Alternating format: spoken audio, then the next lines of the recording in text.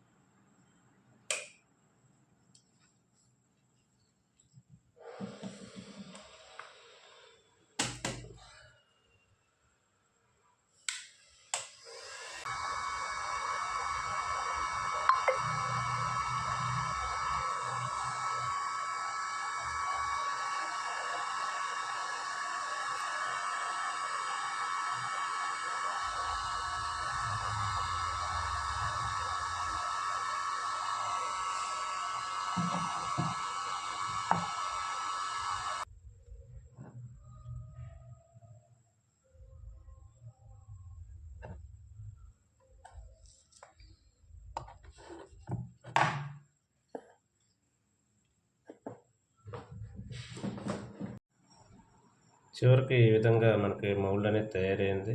దీంతో మనం resin moulds లాంటివి మనం తయారు చేసుకోవచ్చు. ఈ వీడియో నచ్చితే అనిల్ టెక్ ఛానల్కి సబ్స్క్రైబ్ చేయండి. Thank you.